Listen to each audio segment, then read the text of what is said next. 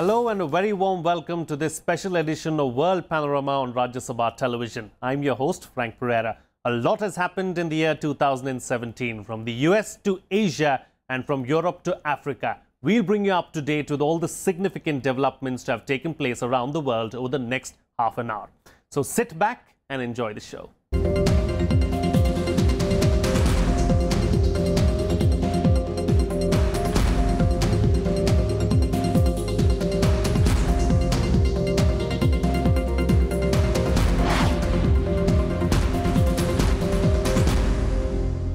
Well, he may not be the Time Person of the Year, but Donald Trump did manage to stay in the headlines consistently right from the start of the year.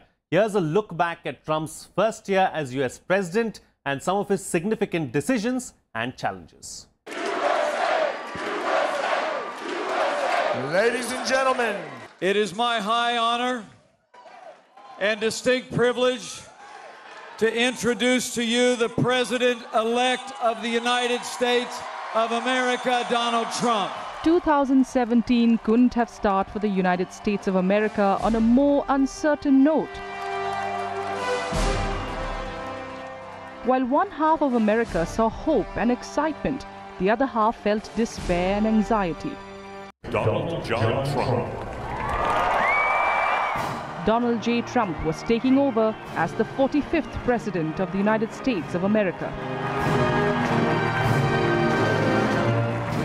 Please raise your right hand and repeat after me. I, Donald John Trump, do solemnly swear. I, Donald John Trump, do solemnly swear. The swearing-in ceremony itself was no short of drama. Trump described the US as a country in crisis and pledged an isolationist and protectionist cure, declaring that from now on, it will always be America first. And will, to the best of my ability, preserve, protect, and defend.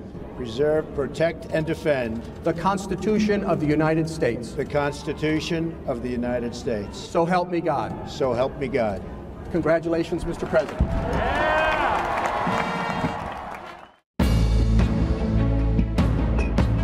Shortly after his inauguration, President Trump withdrew the US from the Trans-Pacific Partnership, a 12-nation trade deal negotiated under his predecessor, Barack Obama.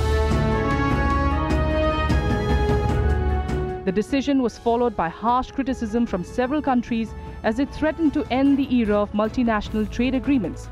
By the end of the year, the remaining 11 nations decided to go ahead with a similar pact.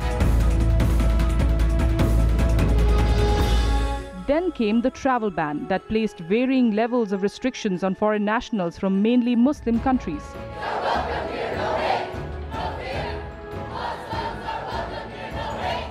I'm establishing new vetting measures to keep radical Islamic terrorists out of the United States of America. We don't want them here.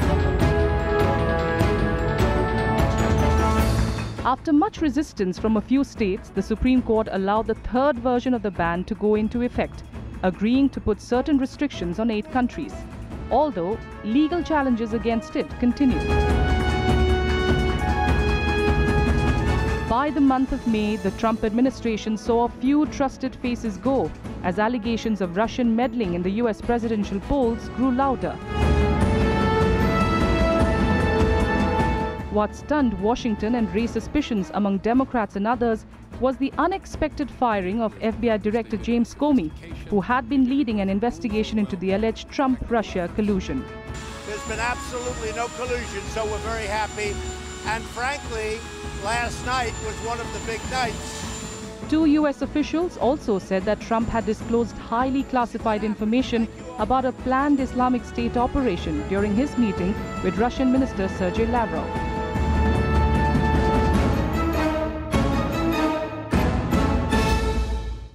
You really have to read your stuff, know your stuff, be briefed constantly. You cannot connect the dots if you're helter-skelter, and that's what he has been. He hasn't even taken his briefings. So without being political or anything, because we try not to be in terms of intelligence, what the president did was totally outrageous. Totally outrageous.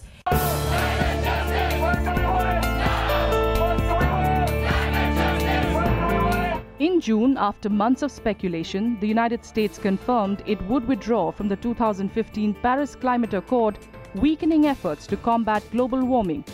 Trump claimed the agreement was a threat to the economy and American sovereignty. You're going to find out very soon. I'm hearing from a lot of people both ways. In August, violence broke out on the streets of Charlottesville, Virginia, as preparations were on to organize one of the largest white supremacist events in recent U.S. history. The U.S. president held many sides responsible for the clashes. 2 days later, only after public outcry, he specifically condemned white supremacy. But soon after, he backtracked, insisting that there was blame on both sides, including the anti-fascist protesters. The United States remains committed to being a leader in environmental protection, while we advance energy security and economic growth. By now, polls show that Trump was steadily being rated as one of the least popular presidents in U.S. history, and it didn't help that his tweets, especially like these, were called out by an ally, British Prime Minister Theresa May, for promoting anti-Islamic sentiments. But the fact that we work together does not mean that we're afraid to say when we think the United States have got it wrong, and to be very clear with them. And I'm very clear that retweeting from Britain First was the wrong thing to do. Trump dismissed May's remarks and moved on to another Twitter controversy. But one leader he still hasn't been able to shake off is North Korean leader Kim Jong-un. Hostile rhetoric between both leaders has reached a fever pitch in recent months, especially as North Korea flexed its military muscles and claimed that it has an intercontinental ballistic missile capable of reaching anywhere in the United States. North Korea aside, Trump made several important statements on U.S. foreign policy. They will be met with fire, fury, and frankly power, the likes of which this world has never seen before.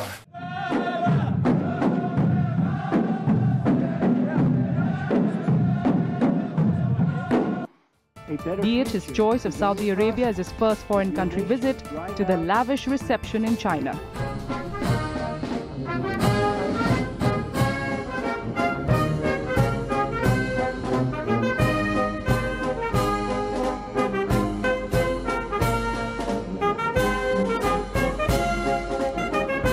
And in December, Trump sealed the year with yet another controversial decision to formally recognize Jerusalem as the capital of Israel, reversing nearly 7 decades of American foreign policy and setting in motion a plan to move the U.S. Embassy from Tel Aviv to the fiercely contested Holy City.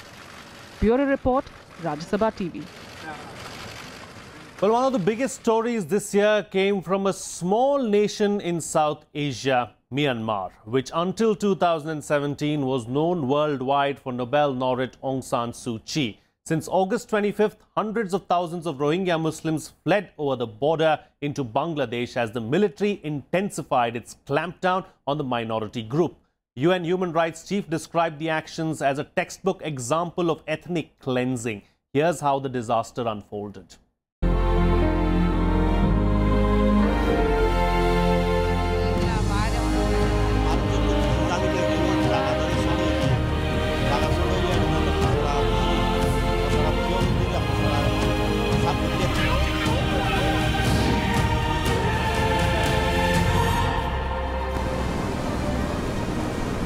The plot started unraveling for Myanmar in February with a UN investigators' report which claimed that the Myanmar army had committed killings, gang rapes and burnt villages of Rohingya Muslims in the northern part of Rakhine State, very likely an attempt at ethnic cleansing. It said that since October 2016, a military crackdown in the wake of a deadly attack on an army post sent hundreds of thousands of Rohingya fleeing to neighboring Bangladesh. As the months progressed, the attacks escalated, and by August 2017, the military crackdown led to a new mass exodus of the Rohingya. Most have little or nothing to go back to. Their homes and villages have been destroyed. There are deep divisions between communities that remain unaddressed, and humanitarian access is inadequate. If I could get 2 cups of rice for our children, then I can give about a handful of food to everyone. But if we can't get rice and other relief goods, and my husband can't go out of the camp to work, we just have to survive with the little we have. We are facing many difficulties. When Bangladesh opened its borders to the Rohingya, no one predicted the scale of the crisis to come. Over 622,000 Rohingya endured the dangerous passage from their homes in Rakhine to the relative safety of Cox's Bazar, a district of eastern Bangladesh, in just 3 months, the fastest refugee movement since the Rwandan genocide. The Rohingya are unique among the more than 65 million displaced people across the globe. Referred to as one of the world's most persecuted minorities, they are the largest group of stateless people and perhaps the only one almost completely uprooted. They were catching us and slaughtering us and firing at us. We could not move. We were surrounded by the army. They killed our people and set fire to our houses. 5 days ago, my house was set on fire. We went to the bank of the Naf River on foot and hired a boat at a village. We set off for Bangladesh, and in a mangrove forest, some Myanmar border forces tried to catch us. My husband jumped into the river and then we crossed it. We at first wanted to stay in Myanmar, but the military set fire to the houses. We took shelter elsewhere, but they came again and set fire to where we are hiding. We are afraid and fled. Everyone is scattered. As the world's focus shifted to the Rohingya crisis, so did the spotlight on Aung San Suu Kyi. Seen as the epitome of the peaceful protester, the Nobel Peace Prize winner was now the country's de facto leader and was being accused of ignoring a human rights catastrophe. Several leaders from China, the United States, India, and even the Pope met Suu Kyi and requested her to resolve the crisis at the earliest. As world pressure built, reports of violence in Rakhine went down. Suu Kyi herself made a trip to the state and assured that the military ceasefire would stay. We must all maintain not having violence in Rakhine. I don't hear of any violence happening at the moment. We can't say whether it has happened or not. As a responsibility of the government, we have to make sure that it won't happen. Suu Kyi also promised to implement a rehabilitation plan created by the Rakhine Commission, an independent advisory board chaired by former UN Secretary General Kofi Annan. In November, Bangladesh and Myanmar finally agreed to take assistance from the UN Refugee Agency and settle the terms for the Rohingya repatriation process. The process is set to begin next month.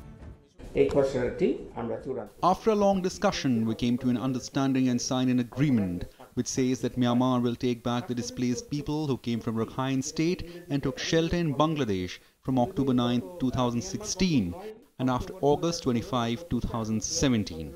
We are expecting the repatriation process to start in 2 months, and in next 3 weeks, a joint working group will be put in place to finalize the terms of the agreement. But Rohingya refugees in Cox's Bazar are wary of the accord signed between Myanmar and Bangladesh, saying that they are not eager to rush home across the border. Memories of the killings, rapes, arbitrary arrests and mass arson of their homes are hard to forget, and no one is ready to forgive just yet. Bureau Report, Rajya Sabha TV. Meanwhile, terrorism remained one of the biggest challenges of the global community in 2017, and the ISIS remained in the news. But towards the latter half of the year, we saw it being pushed out from many of its strongholds in Syria and losing its territorial base in Iraq. Here's a report on the decline of the ISIS.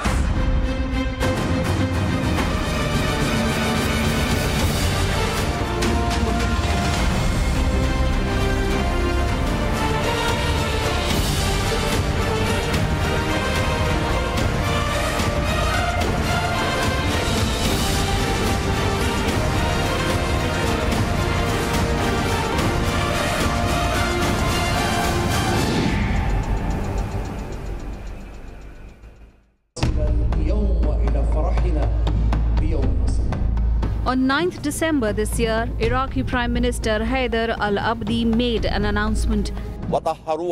We announced to our public and to the whole world that our heroes have reached the final strongholds of Islamic State and purified it. raising the Iraqi flag over areas of western Anbar, which were the last Iraqi usurped territories.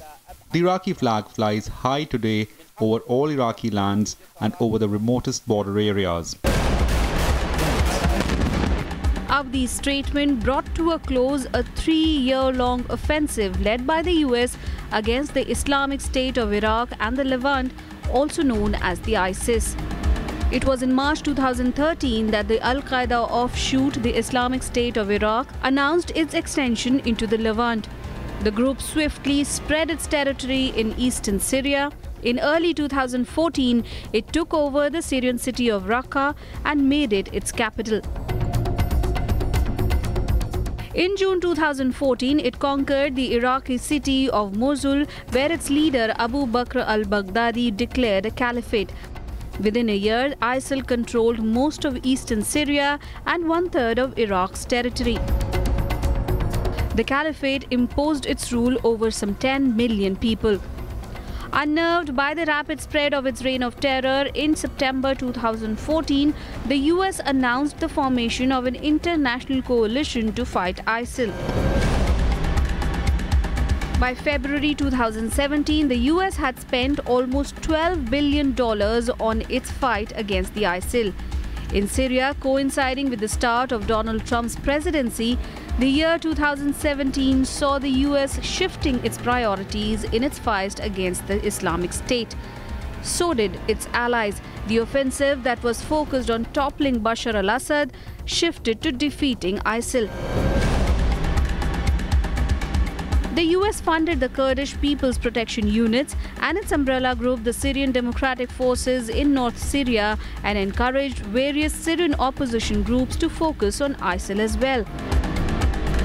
Russia joined in and, after a few mishaps, established coordination with the US. The joint fight pushed out the ISIL from Raqqa.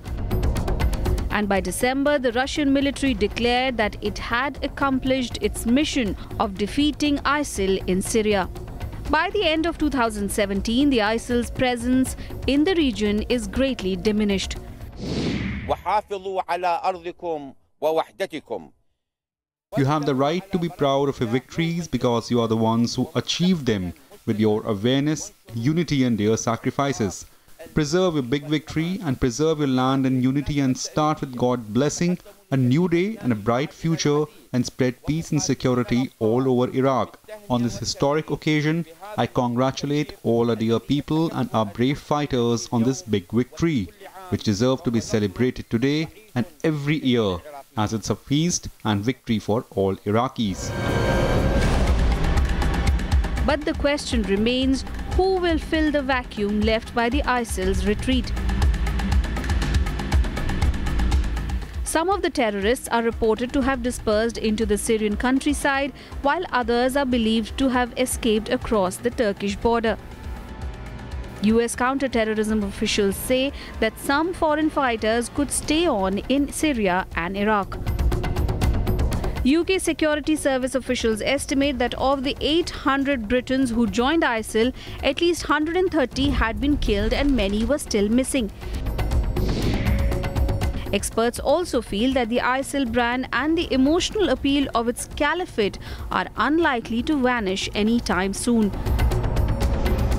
They also say that given the organization's remarkably strong digital presence, the so-called virtual caliphate will always be a threat, prompting sympathizers to carry out terrorist attacks in its name.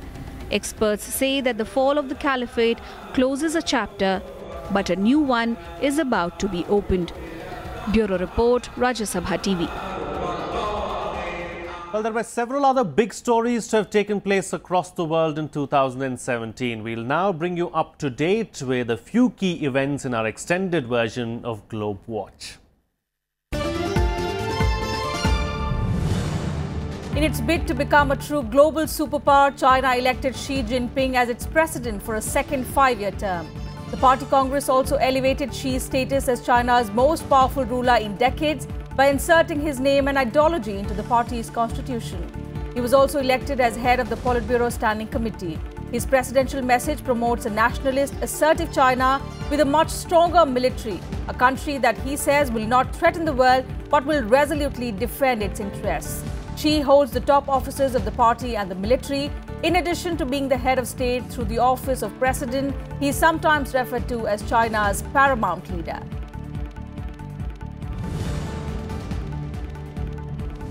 Robert Mugabe, the recently deposed president of Zimbabwe, has long been known as the dictator who ruined his country. During his 37 years in power, Mugabe's politics led to hyperinflation and a crumbling infrastructure, while his desire to retain power resulted in illegitimate elections and corruption. But then tanks roamed the streets and troops occupied the state broadcaster, from where the army announced it had taken control of the country. Mugabe finally accepted defeat only after he was sacked by his own ZANU-PF party and faced impeachment. He signed a short letter of resignation to Parliament Speaker Jacob Mudenda that was read out to lawmakers on the 21st of November. The fall of the leader was marked by celebrations on the streets. It was in April 2017 that Turkey witnessed the biggest overhaul of its modern politics. President Tayyip Erdogan declared victory in a referendum which could keep him in power until 2029. Erdogan said that 25 million or 51.5% people had supported the proposal, which would replace Turkey's parliamentary system with an all-powerful presidency and abolish the office of the Prime Minister. Erdogan supporters believe that replacing the parliamentary system with an executive presidency will modernize the country. However, Turkey's two main opposition parties challenged the results. Turkey's High Electoral Board also asked for a recount. Three of Turkey's biggest cities, Istanbul, Ankara and Izmir, all voted no to the constitutional changes, which raised several questions. Due to this, Turkey will not turn to the new presidential system until 2019, when Erdogan's current term ends and fresh parliamentary elections will be held concurrently. The 2017 French presidential election was held on the 23rd of April and 7th May 2017. As no candidate won a majority in the first round on the 23rd of April, a runoff was held between the top two candidates, Emmanuel Macron and Marine Le Pen, which Macron won by a decisive margin on the 7th of May. The official result of the second round was proclaimed by the Constitutional Council on the 10th of May, and Macron took office on the 14th of May 2017. With this, Macron became the youngest president in French history and also the youngest head of state since Napoleon. Russia being banned from the 2018 Winter Olympics stole the headlines for the year 2017, at least in terms of scandals.